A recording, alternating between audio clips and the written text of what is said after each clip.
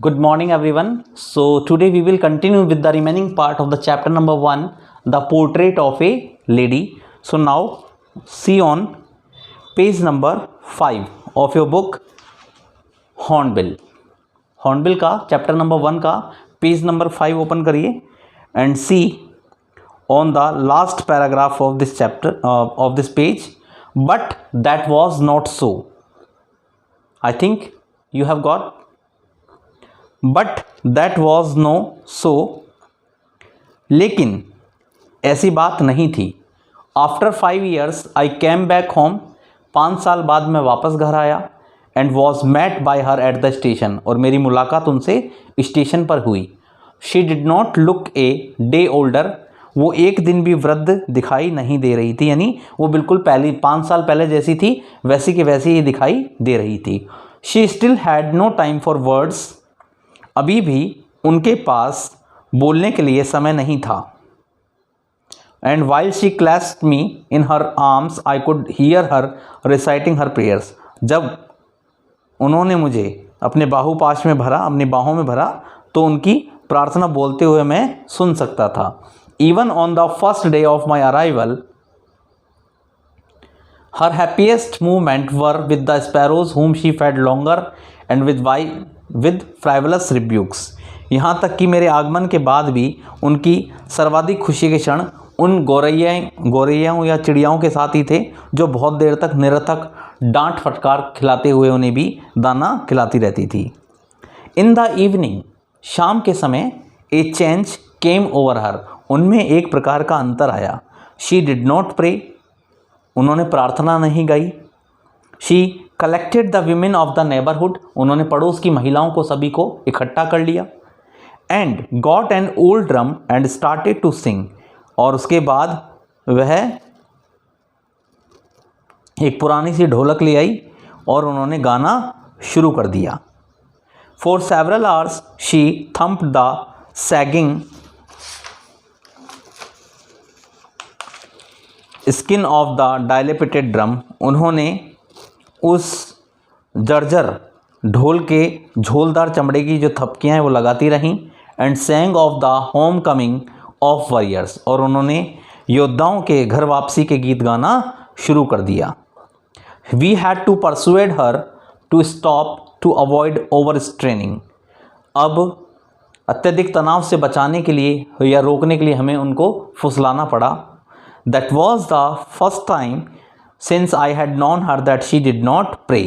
जितने समय से मैं उनको जानता था, यह है उस समय से पहला अवसर था जबकि उनको मैंने प्रार्थना करते हुए नहीं देखा था. The next morning she was taken ill. अगले ही सुबह वह बीमार पड़ गई. It was a mild fever. यह एक हल्का सा बुखार था. And the doctor told us. Doctor ने हमें बताया दैट इट वुड गो, कि वह ठीक हो जाएगी. But my grand mother thought differently. लेकिन मेरी दादी माँ तो कुछ अलग ही सोचती थी.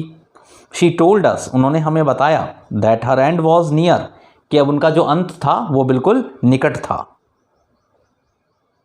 She said that since only a few hours before the close of the last chapter of her life she had omitted to pray. She was not going to waste any more time talking to अस.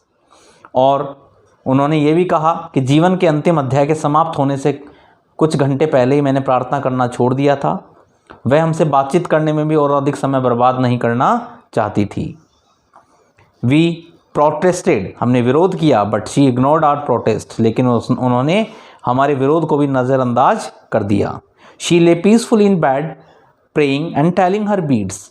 अब वह शांतिपूर्वक बिस्तर पर late गई और लेटी लेटी प्रार्थना करती रही, राम भजन गाती रही और अपनी माला फिराती रही. Even before we could suspect her lips stopped moving and the rosary fell from her lifeless fingers. इससे पहले कि हम कोई आशंका कर सकें, उनके होठ अचानक से हिलना बंद हो गए. उनकी निर्जीव उंगलियों से वह मनकों की माला नीचे गिर गई. And A peaceful pallor spread on her face and we knew that she was dead. अब उनके चेहरे पर एक शांतिपूर्ण पीलापन छा गया और हम समझ गए कि उनकी मृत्यु हो गई है. We lifted her off the bed. हमने उनको बिस्तर से नीचे उतारा, एज इट्स कस्टमरी, जैसे कि रीति रिवाज हैं। Laid her on the ground, उनको ज़मीन पर लेटा दिया। And covered her with a red shroud, और उनको एक लाल कफन से ढक दिया। After a few hours of mourning we left her alone to make arrangements for her funeral. कुछ घंटे विलाप करने के पश्चात हमने उनको अकेले छोड़कर उनके दाह संस्कार करने की व्यवस्था करने में लग गए। इन द इवनिंग, शाम के समय, we went to her room with a crude stretcher to take her to be cremated. शाम को हम एक अर्थी लेकर उनके कमरे में गए और उनको दाह संस्कार के लिए ले जाने के लिए। Now the sun was setting, सूर्यास्त हो रहा था। And had lit her room and veranda with a blaze of golden light. अब उनके कमरे और बरामदे को सुनहरी रोशनी यानी एक ज्योति से प्रकाशित कर दिया गया था। All over the veranda and in room right up to where we she lay dead and stiff wrapped in red shroud, thousands of sparrows sat scattered on the floor। हम प्रांगण के आधे रास्ते में रुक गए। संपूर्ण बरामदे में कमरे के ठीक उस स्थान पर जहां अभी तक लाल कफन से ढकी हुई मृत पड़ी हुई थी, हजारों चिड़ियाएं वहां फर्श पर इधर उधर बिखरी हुई सी बैठी हुई थी, लेकिन कोई चहचहाहट की आवाज़ नहीं निकाल रही थी। We felt sorry for the birds, हमने पक्षियों के लिए बहुत दुख महसूस किया। And my mother fetched some bread for them, और मेरी माँ उनके लिए कुछ रोटी लेकर आई। She broke it into little crumbs, उन्होंने उसके छोटे छोटे टुकड़े किए। The way my grandmother used, to तरह से मेरी दादी माँ किया करती थी। And threw it on them, और वह उनके लिए उन्होंने उनके सामने खाने के लिए डाल दिया। The sparrows took no notice of the bread, लेकिन उन गौरैयाओं ने उन रोटी के टुकड़ों पर बिल्कुल भी ध्यान नहीं दिया। When we carried my grandmother corpse off, they flew away quietly। जब हम दादी माँ के शव को लेकर चल दिए तो वे भी चुपचाप से उड़कर चली गईं।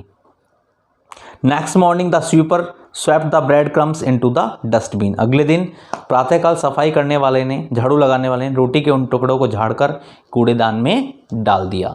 So this was the complete explanation part of this chapter number 1। In the next class, we will continue with the chapter number 2, with the poem number 1, A Photograph, that is written by Shirley Tolson. So, if you have any doubt or any confusion in this chapter, then you can contact to me on my personal number. Till then, thank you very much.